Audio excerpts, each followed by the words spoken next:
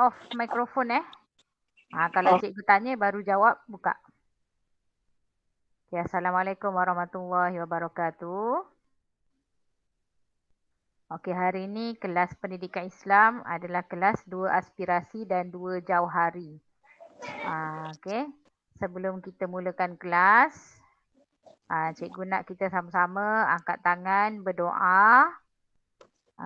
Doa yang cikgu akan baca ni adalah doa Rabitah, iaitu doa untuk ikatan hati dan juga doa untuk penerang hati. Semoga segala apa yang kita buat hari ini, semoga pembelajaran kita pada hari ini Allah akan permudahkan dan Allah akan bagi kita kelapangan hati, terangkan hati kita supaya kita mudah menerima apa yang cikgu sampaikan dan cepat faham. Okey, boleh angkat tangan sama-sama baca doa dengan cikgu ataupun kamu boleh aminkan. A'udzubillahi minasyaitonirrajim. Bismillahirrahmanirrahim. Allahumma innaka ta'lamu anna hadzal qulub qad ijtama'at ala mahabbatik wal taqas ala ta'atik wa tawahadat ala da'watik wa ta'ahadat ala nusrati syari'atik. Fawasikillahumma rabitataha wa adim muddaha wa hdiha subulaha واملأها بنورك الذي لا يخبو واشرح صدورها بفيض الإيمان بك. Ya Allah, Engkau mengetahui hati-hati ini telah berkumpul kerana kasihankan-Mu, bertemu dan patuh padamu, bersatu memikul dakwah-Mu. Hati-hati ini telah berjanji setia, mendaulat dan menyokong syariat-Mu. Maka eratkanlah akan ikatannya, kekalkan kemesraan hati ini, tunjukkan ia jalan yang sebenar. Limpahkan dengan cahaya bagimu yang tak pernah padam dan lapangkan dengan iman. Allahumma aftah alaina hikmataka wa ansyur alaina min khazaini rahmatika ya arhamar rahimin. Rabbi shrah li sadri wa yassir li amri wahlul 'uqdatam min lisani yafqahu qawli. Wa sallallahu ala sayyidina Muhammad wa ala alihi wa sahbihi wa sallam walhamdulillahi rabbil alamin. Okey. Okey, minggu lepas kelas cikgu kita dah buat tajuk tilawah Al-Quran dan kita ada bacakan satu ayat tilawah dan juga ayat hafazan tu, surah Ali Imran. Okey, minggu ni kita terus ke tajuk bagi bidang yang kedua, bidang hadis. Okey, yang ada buku teks kat depan, tolong buka buku teks muka surat 51. Ada buka buku teks muka surat 51. Okey. Kalau tak ada buku teks, cikgu akan share skrin ni, kamu boleh tengok. Cikgu, hadis Ya, hadis. Muka surat 51. Kalau tengok dekat skrin ni pun ada. Cikgu ada share buku teks digital. Cikgu guna buku teks digital je. Okay, nampak bidang hadis? Cikgu. Nampak? Okey. Bidang yang kedua dalam pendidikan Islam iaitu bidang hadis. Okay, hari ini kita masuk bidang hadis dengan pelajaran yang ke-9. Okay, sebelum kita mulakan pembelajaran hadis kita hari ini, suka cikgu nak bacakan maksud surah Al-Hajj ayat 7 ni. Cikgu bacakan maksud ini berkaitan dengan hadis. Okay, apa-apa jua perintah yang dibawa oleh Rasulullah kepada kamu, maka terimalah serta amalkan. Dan apa-apa jua yang dilarang kamu melakukannya, maka patuhilah larangannya. Okey, dekat maksud surah Al-Hajj ayat 7 ni, dia nak cakap dekat kita, apa-apa jua perintah yang dibawa oleh Rasulullah. Apa perintah yang dibawa oleh Rasulullah? Macam mana kita nak tahu tu perintah Rasulullah? Okey, apa-apa perintah Rasulullah ni datangnya dalam bentuk hadis. Okey, dalam bentuk hadis. Okey. Seperti mana yang kita tahu, tahun lepas tingkatan 1 kita dah belajar apa maksud hadis. Hadis terbahagi kepada berapa, apa dia sanad, apa dia matan kan. Okey, itu adalah kata-kata, ucapan, perakuan daripada Rasulullah. So dalam surah ni dia suruh kita amalkan. Maknanya bila ada dalam ayat Al-Quran, maka kita kena ambil dan kita kena beriman. Kita kena ikut. Kita kena ikut. Dan apa-apa jua yang dilarang kamu melakukannya, maka patuhilah larangannya. So apa yang Rasulullah larang kita? Dalam hadis ni maksud dia macam kabar, cerita apa yang disampaikan oleh Rasulullah, apa yang disampaikan oleh sahabat tentang kejadian ataupun apa-apa yang berlaku pada zaman Rasulullah. So apa yang Rasulullah larang, kita jangan buat. Larangan Rasulullah ni sama dengan larangan Allah. Okey, apa-apa larangan Allah kita tak buat kan? So larangan daripada Rasulullah pun kita jangan buat. Okey, so itu baru mukadimah, permulaannya. So kita masuk dalam okey, yang baru masuk ni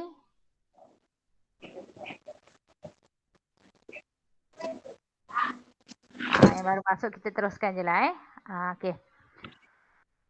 Kita masuk pelajaran yang ke-9, tajuk kelas kita, tajuk pelajaran kita pada hari ini ialah mungkar dicegah hidup berkat.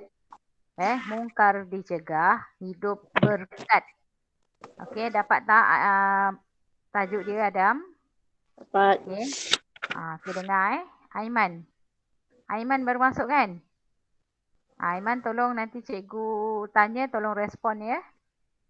Okey. Mungkar dicegah hidup berkat. Okey, hari ni kita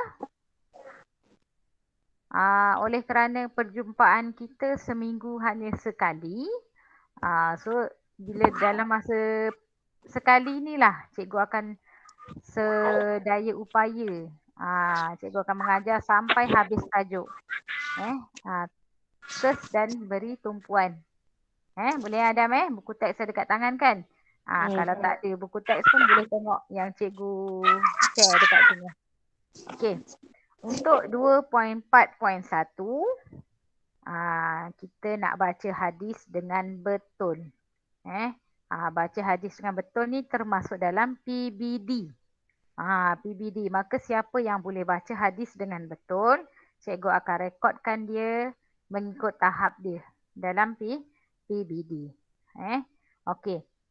Cikgu baca dulu hadis ni, kemudian kamu ikut. Boleh? Boleh tak? Boleh. Boleh. Okey, boleh. Okey, bagus. So, yang ada buku teks, cikgu nak kamu tolong tanda dekat mana cikgu berhenti. Sekejap. Sekejap, cikgu. Okey. Cikgu suruh baca. Kejap.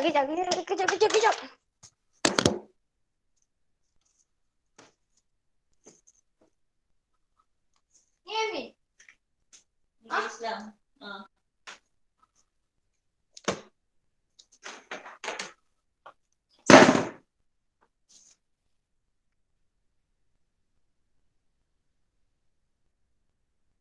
Dah, cikgu.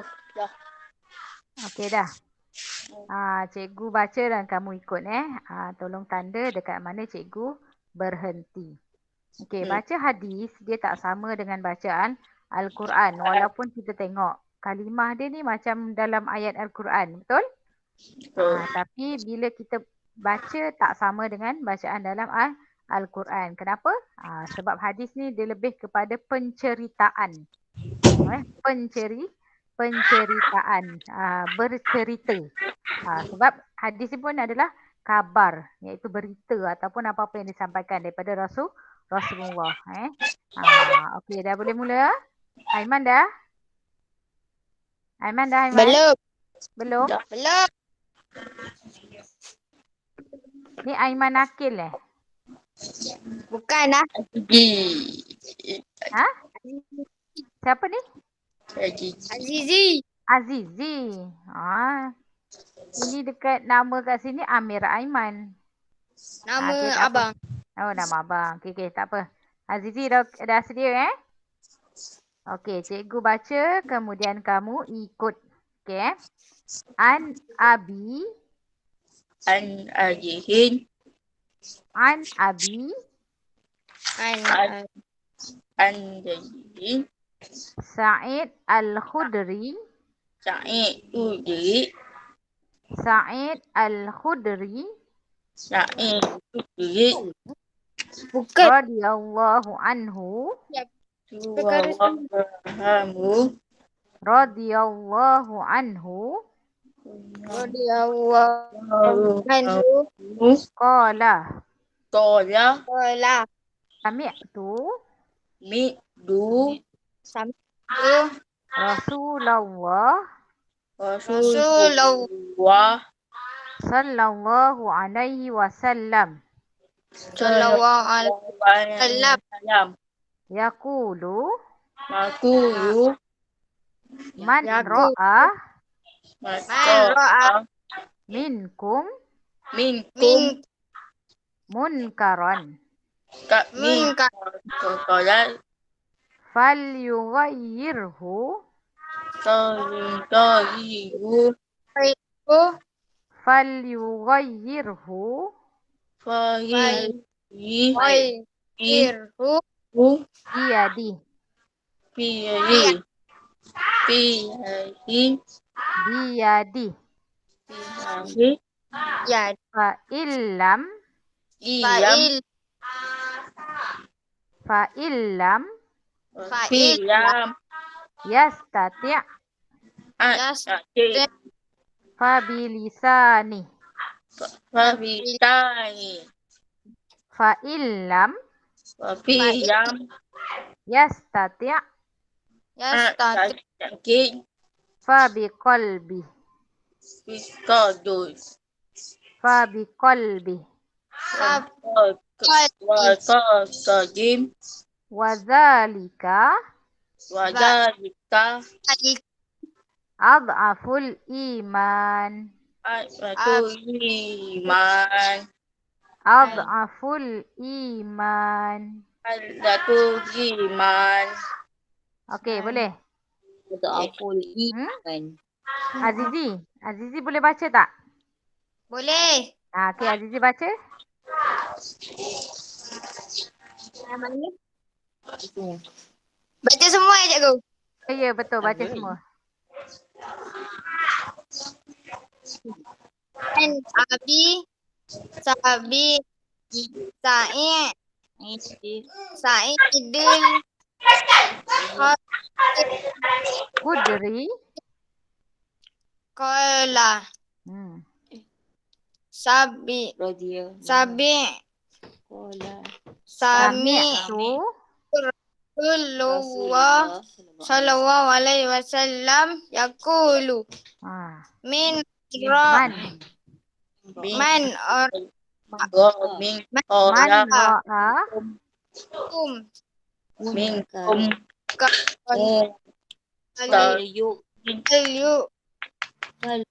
falyughayyirhu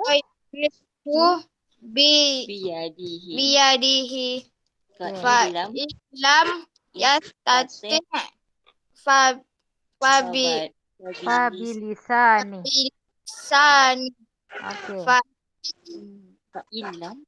illam yastati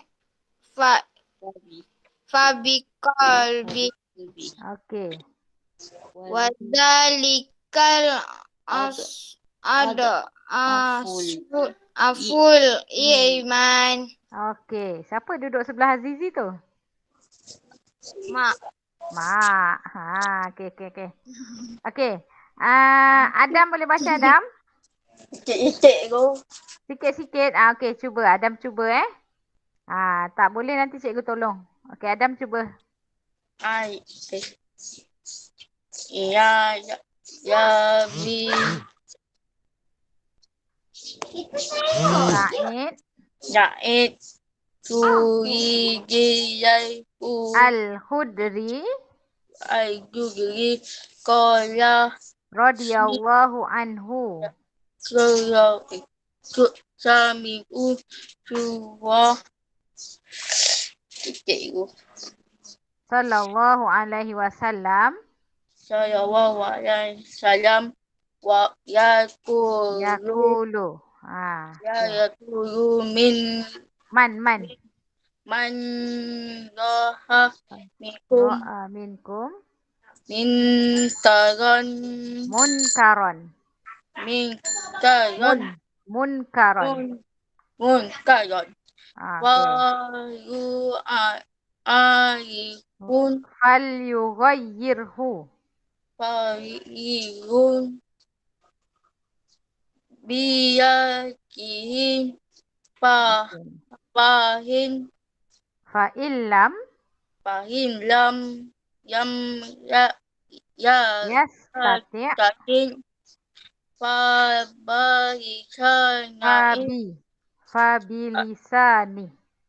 fabisain Okey. tinggi fahin Fa illam fa'iyam ya ta'i fabiko bihim fa biqalbi.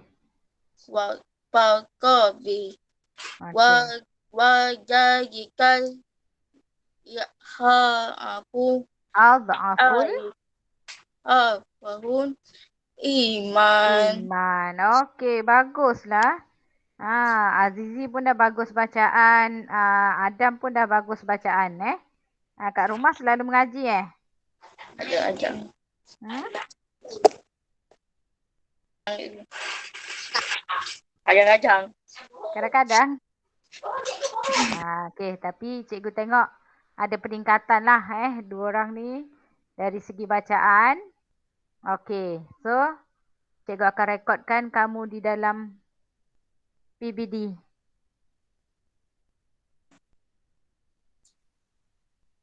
Okey. Okey, so kita teruskan.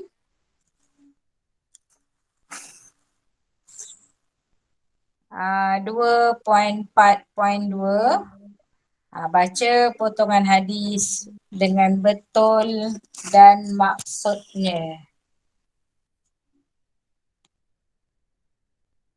Okey. Tengok potongan hadis yang pertama. Okey, potongan hadis yang pertama. Dekat sini pun cikgu nak kamu tandakan. Dekat mana kalimah dan juga maksud dia. Okey. Man ro'a minkum.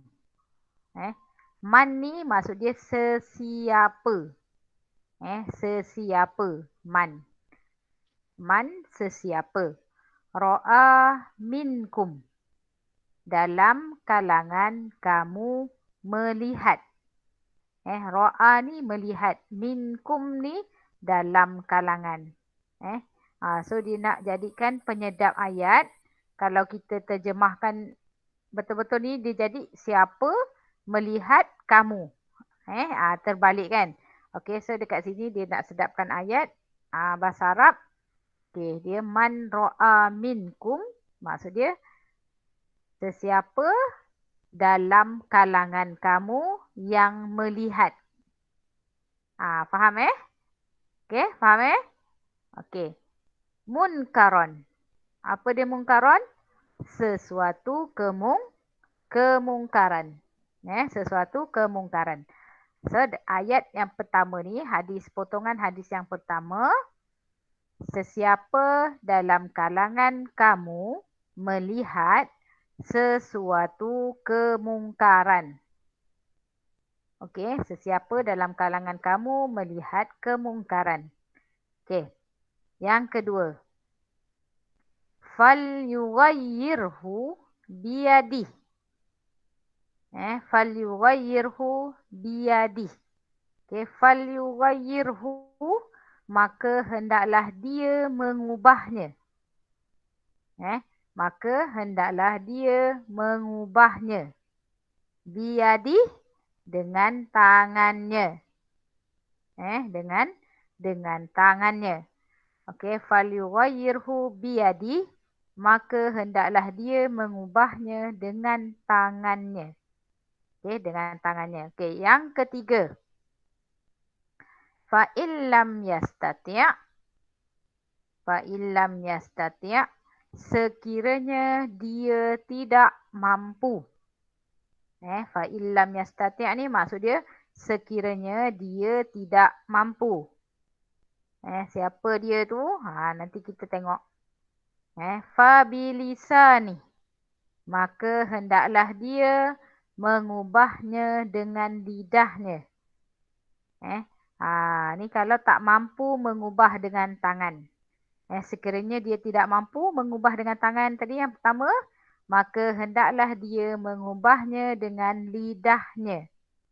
Tahu lidah? Semua orang ada lidah? Lidah. Azizi tengah mengunyah Azizi okey. Tu lidah.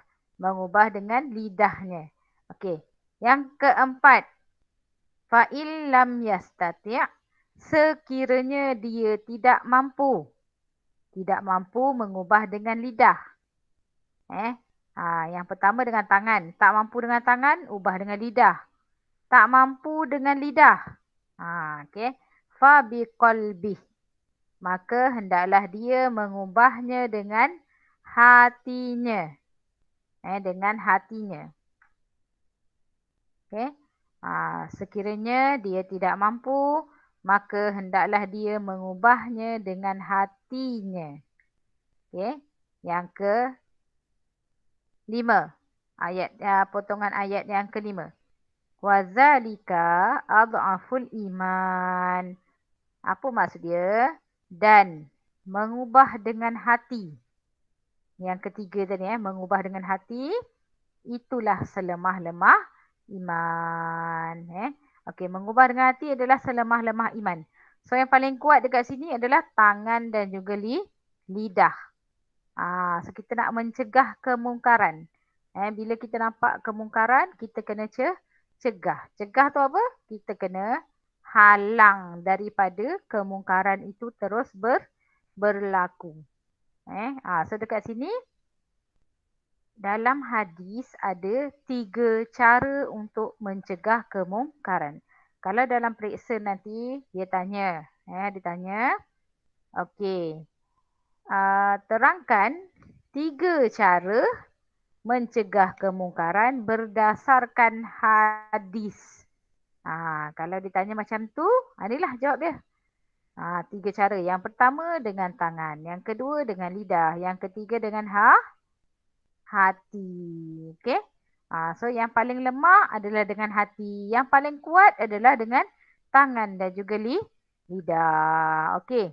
Ada nampak bayang tak macam mana cara mencegah kemungkaran ni? Azizi Adam? Ada nampak tak bayangan macam mana Nabi Muhammad nak ajar kita cara mencegah kemungkaran ni? Faham tak tu cikgu cakap? Faham. Faham.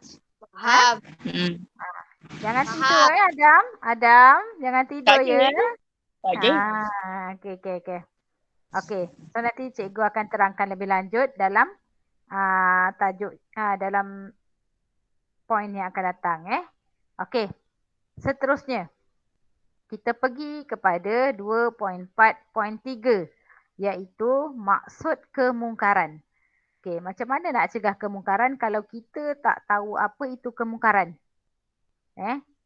Kalau bagi contoh, kalau kamu boleh bagi cikgu contoh kemungkaran, maknanya kamu dah tahu apa itu kemungkaran. Boleh bagi tahu cikgu tak apa maksud kemungkaran? Contoh kemungkaran. Adam. Bagi satu Adam. Contoh kemungkaran. Yang kamu baca dalam surat khabar ke? Benda tak baik. Betul. Apa dia benda tak baik tu Azizi? Contoh.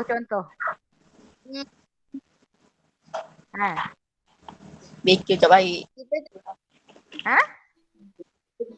Bagi satu contoh benda yang tak baik tu. Kita Daripada perintah Allah. Contoh? Contoh dia apa? Tidak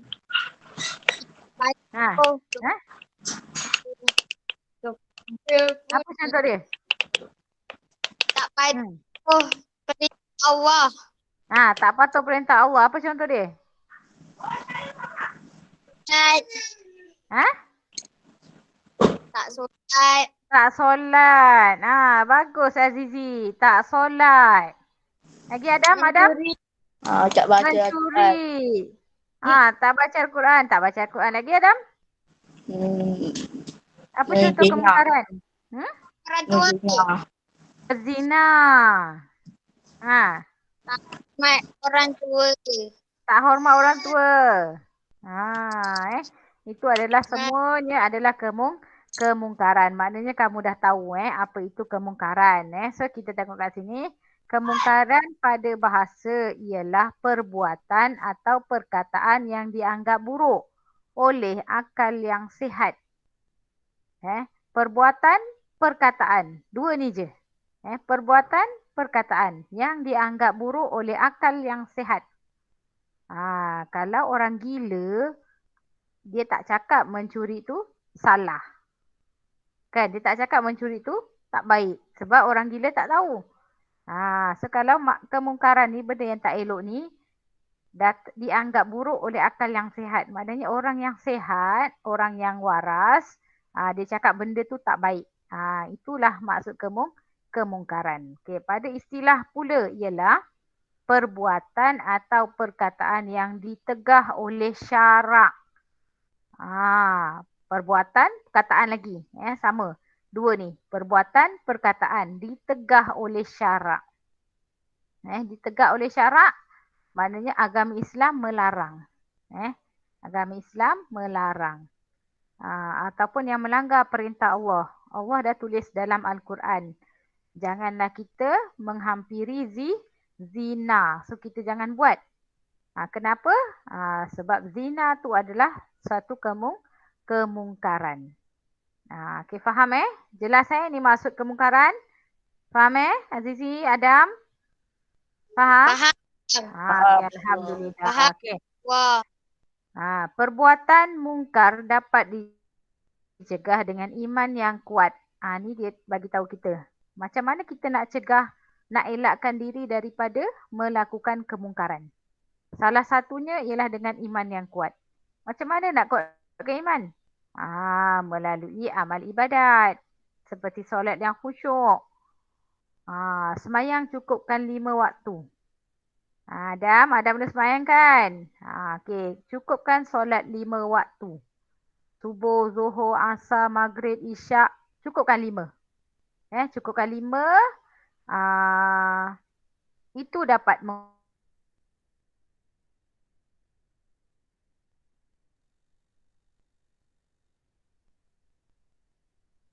menguatkan kita punya iman. Cukup penting. Okey. So, kita terus kepada 2.4.4. Hukum menangani kemungkaran. Apa hukum menangani kemungkaran? Okey, hukum menangani kemungkaran adalah wajib bagi setiap Muslim menangani kemungkaran mengikut kemampuan masing-masing. Okey, hukum dia wajib. Okay. Sesiapa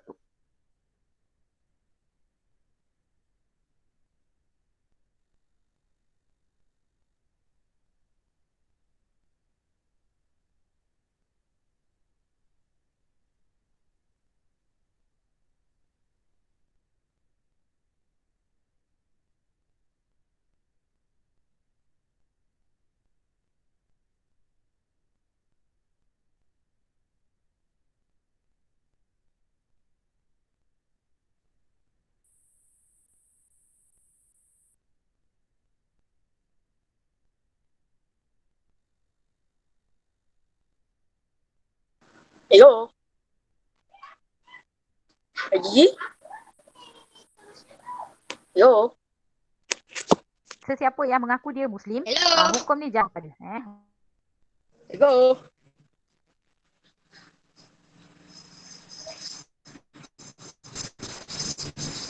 Apa jaga? Tak tahu. Tak tahu. Ada. Ada.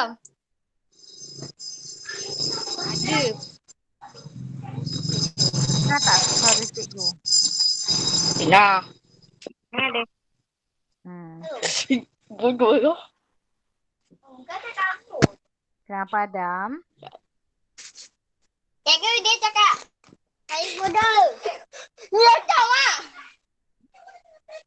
ah. Siapa tu? Tak ada. Adik Raya kacau.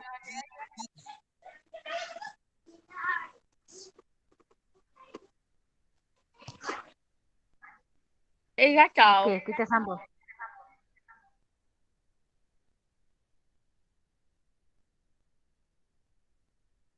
Okey.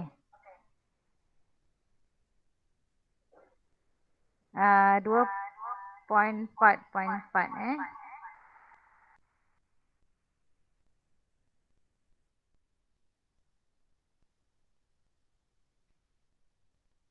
Lain tak kuat cikgu.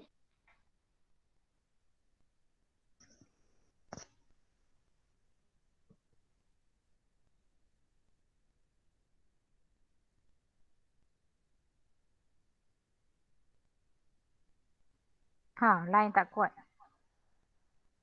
Lain tak Okey. kuat, lain tak kuat. Aduh. Tak, nampak cikgu tak? Nampak. Okey, kita teruskan.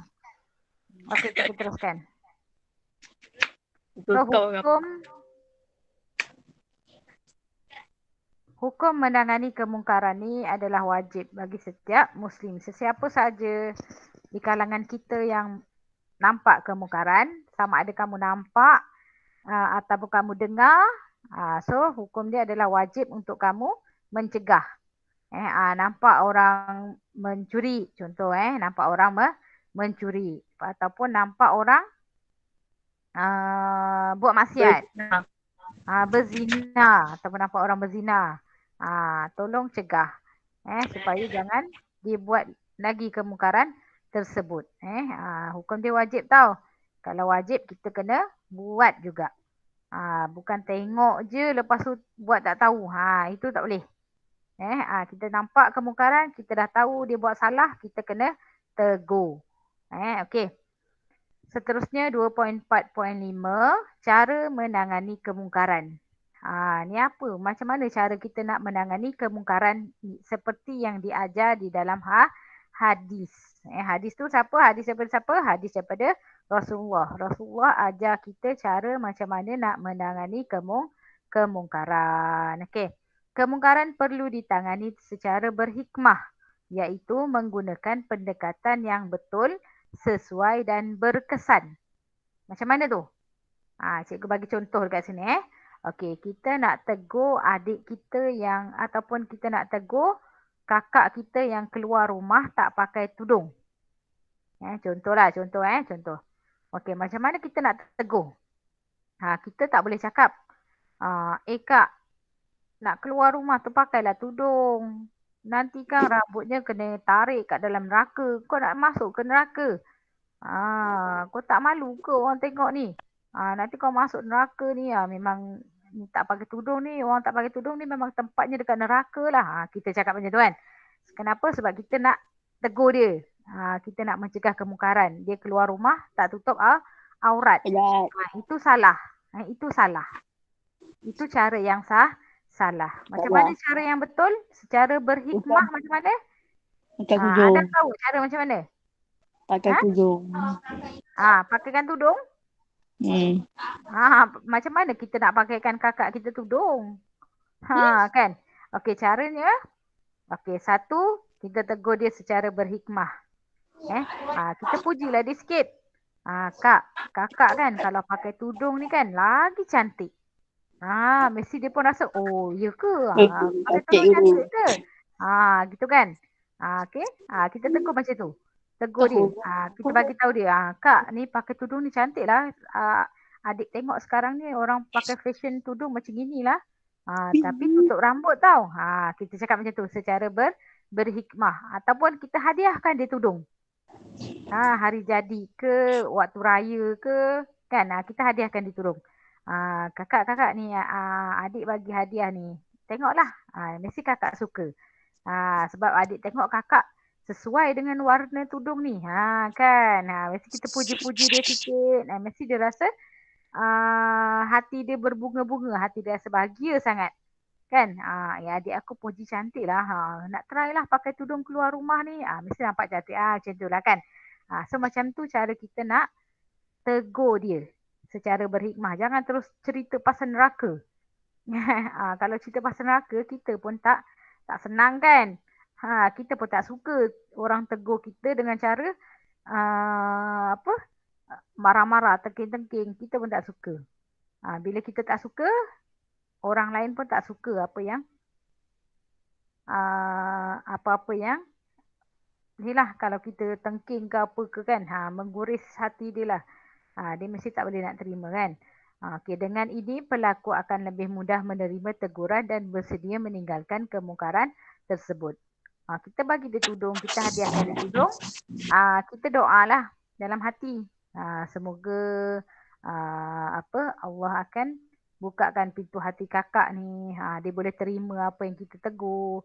Dan nanti dia keluar rumah, dia akan sentiasa pakai tudung. Macam tu Okey, itu cara Nabi Muhammad ajar kita.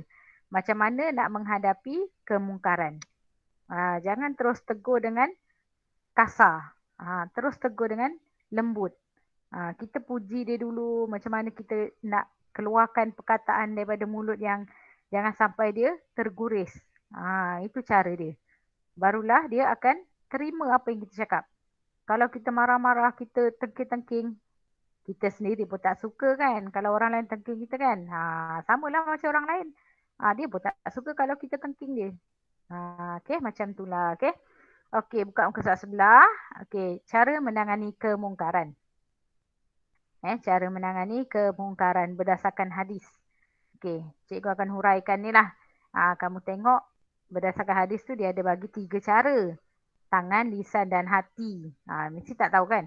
Cikgu, macam mana ni hadis dia kata mencegah kemungkaran dengan tangan. Kita nak buat apa dengan tangan? Nak pukul terus ke? Kan, tu salah. Mencegah kemungkaran dengan tangan ni bukan bermaksud kita terus gunakan tangan kita untuk pukul. Bukan. Bukan. Okey, so kita tengok maksud dia. Mencegah kemungkaran dengan tangan iaitu mengubah dengan kuasa yang ada pada seseorang. Mengikut kemampuan dan bidang kuasa seperti ketua keluarga, ketua kelas, pengawas, ketua masyarakat dan ketua negara. Ni kuasa yang ada pada seseorang. Adam anak sulung kan Adam? Adam anak sulung okey, Adam anak sulung. Okey. So Adam adalah anak sulung. Dia ada kuasa sebagai anak sulung. Kuasa macam mana? Dia kuasa dia untuk adik-adik yang bawah dia. Adik-adik yang bawah dia. Kuasa dia untuk mencegah kemungkaran tu. Apa yang dia nampak. Dia nampak adik dia tak semayang. Dia nampak adik dia mencuri. Tu kuasa ada pada dia. So dia tangan. Maknanya kuasa.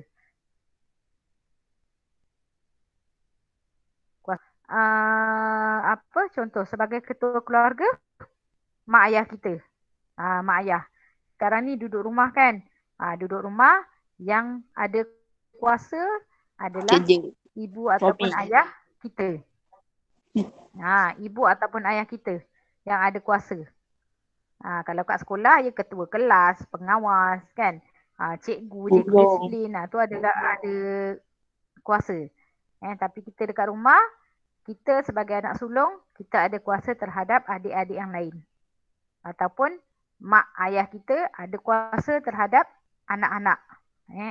Ataupun terhadap adik-beradik kita yang lain. Termasuk kita sendiri. Azizi dah anak bongsu kan. Dia tak ada kuasa lah. So, dia yang kena ditegur kalau buat apa-apa kemungkaran. So, dia ada kuasa.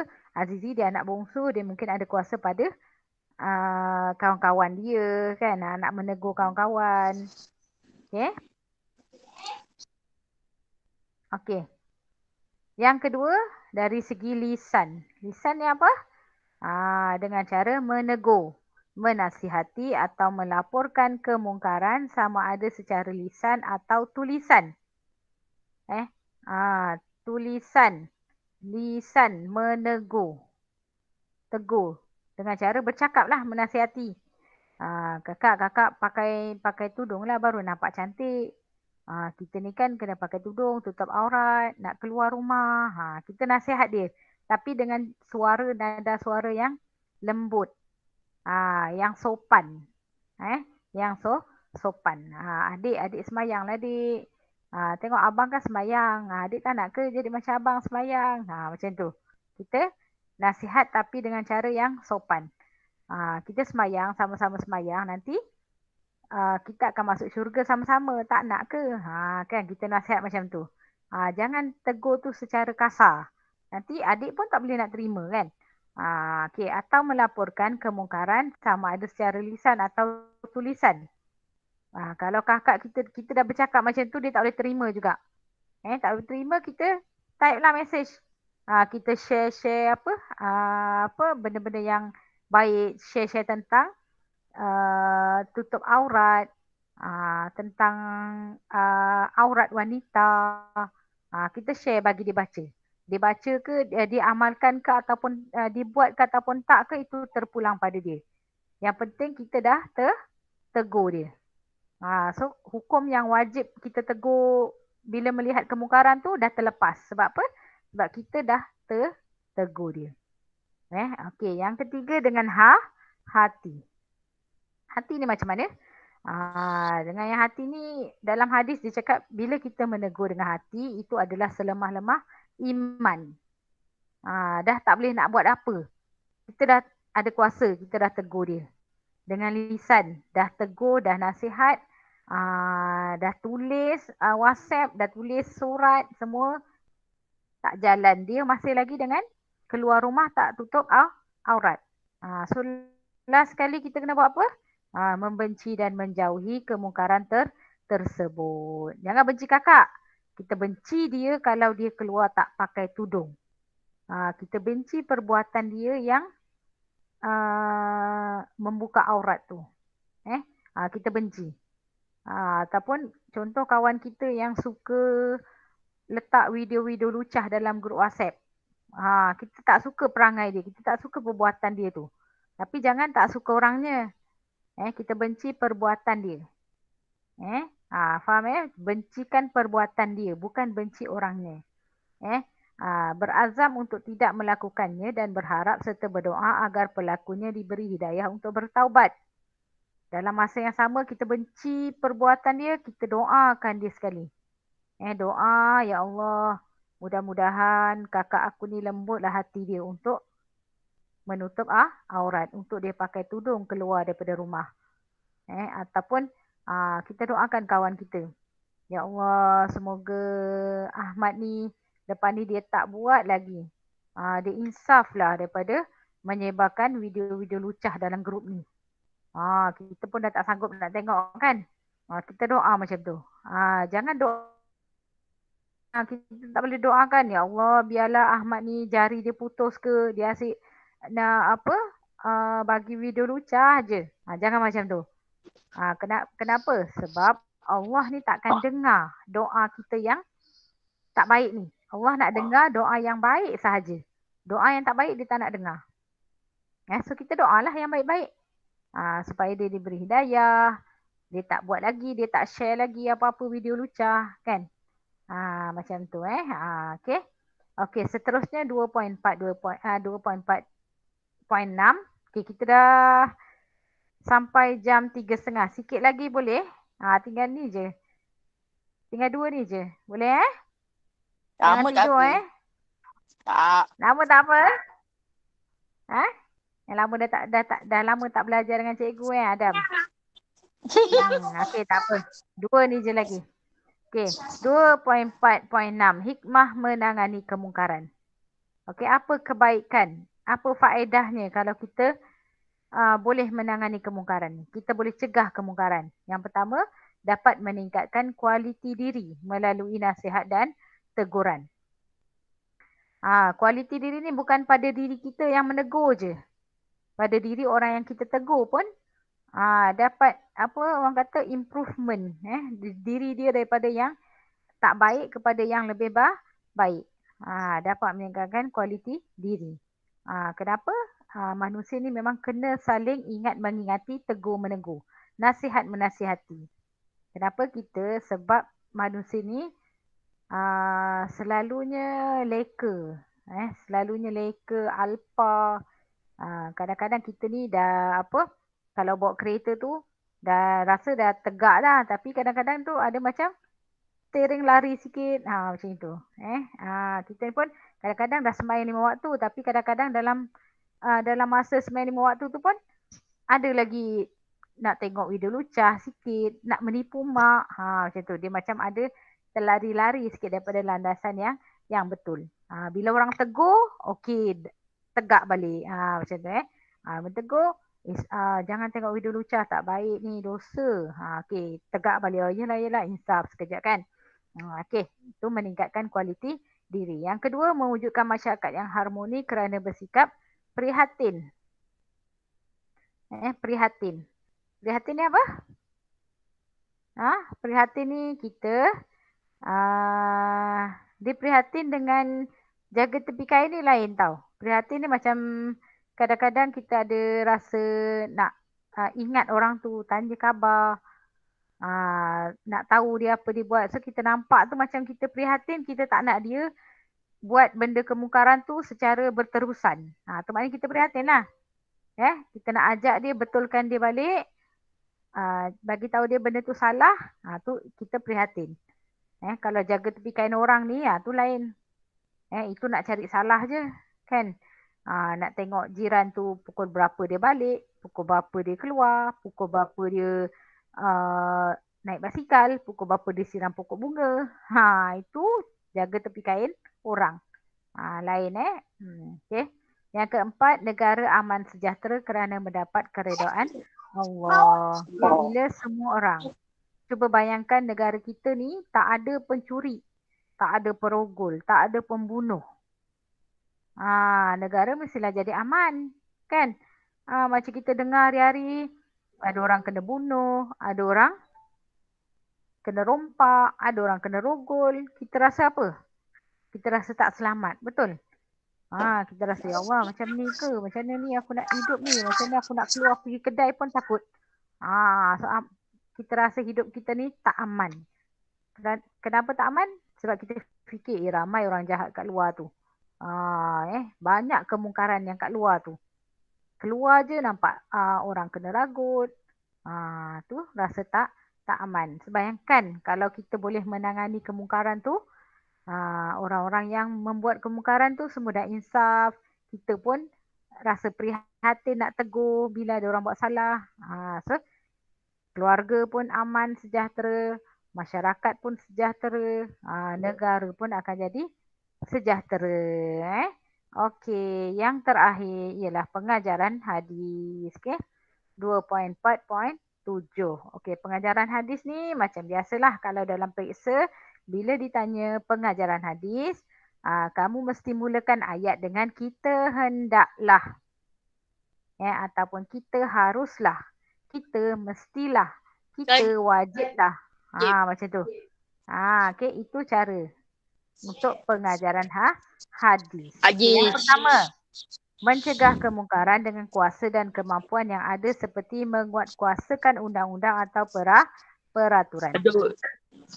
Kalau kita sebagai abang sulung, nak gunakan kuasa kita sebagai abang sulung, nak bagi adik kita solat, kita kenalah buat undang-undang dan peraturan.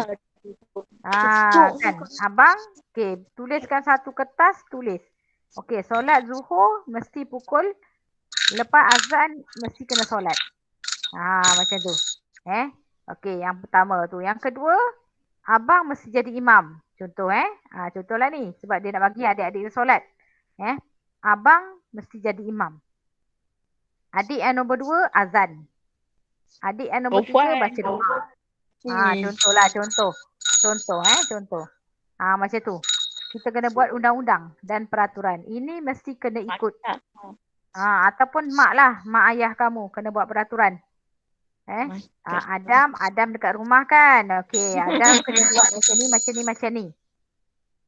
Kena pastikan adik-adik semua solat. Makna Adam tengok adik solat. Macam tu. Kena ada peraturan dan undang-undang. Boleh tak buat macam tu? Boleh? Waktu subuh mesti bangun solat subuh. Kalau tak bangun tak boleh sarapan. Contoh mak yang cakap macam tu. Yang kita ni mestilah nak makan kan. Bila dengar macam tu, mesti automatik dia akan bangun solat subuh. Macam itulah. Okey, yang kedua, menangani kemungkaran secara lisan atau tulisan seperti nasihat dan teguran yang membina. Teguran yang membina, nasihat. Macam tadilah cikgu cakap, jangan terus condemn dia. Jangan terus cakap neraka lah, kena bakar lah nanti. Jangan. Kita bagi teguran yang membina. Cantik ni kalau akak pakai tudung. Muka akak kan putih. Pakai tudung. Lagi nampak cantik. Lepas tu, buatlah fashion macam ni je lah. Kan? Okay? Itu teguran yang membina. Okay, yang ketiga, membenci kemungkaran dalam hati dan berusaha untuk menjauhinya. Apa-apa kemungkaran yang kita nampak, kita mesti ada rasa benci dalam hati. Benci dalam hati. Kita tengok kes bunuh contoh. Kita benci siapalah ni bunuh. Dia ni tak ada perasaan ke? Kita benci dia, perbuatan dia. Perbuatan dia. Dalam masa yang sama kita doakanlah. Mudah-mudahan yang pembunuh ni akan berubahlah. Janganlah dia terus membunuh. Janganlah dia terus dengan buat perkara yang tak elok tu. Okay. Okay, so kita pun dah yang terakhir. So tentang tajuk kita hari ini adalah mungkar dicegah. Cara-cara mencegah kemungkaran. Boleh ingat tak apa dia cara mencegah kemungkaran tersebut? Adam ingat Adam? Faham tak cikgu cakap? Faham. Cikgu Adam faham? Azizi dah tidur ke? Ingatkan dah tidur. Okey, kalau faham, cikgu akhiri kelas cikgu pada hari ini. So kita jumpa minggu depan. Cikgu nak tanya. Hari Khamis je. Setiap minggu hari Khamis je kelas cikgu dengan awak. Cikgu nak tanya waktu bila cikgu sesuai nak buat kelas macam ni? Petang. Pagi ke petang? Petang cikgu. Pagi pukul 8 bangun dah bangun ke? Pukul 8. Bangun cikgu. Buat pukul 8 dah bangun? Belum. Buat sekolah cikgu. Solat kan. Lepas subuh tu jangan nak tidur. Pukul 8 masuk kelas cikgu nak? Ke nak cikgu buat petang? Petang cikgu nak. Pagi buat sekolah cikgu. Yelah. Petang pukul berapa? Pukul 2 je. 3. Pukul 2, pukul 3 So tolong bagi tahu yang lain. Tahu? Kawan-kawan yang lain kalau ada grup WhatsApp tu, tolong bagi tahu dia orang suruh masuk kelas Cikgu Faridah. Ni ada 2 orang je. 2 orang ni lah yang dapat ilmu nanti kan. Tapi tak apa, cikgu ada rekod. Kalau kamu nak tengok balik, kamu boleh tengok dekat dalam grup Facebook. Okay? Ada. Okay. Ada lah. So ada. Memang ada. Azizi dah ada. Azizi dah masuk.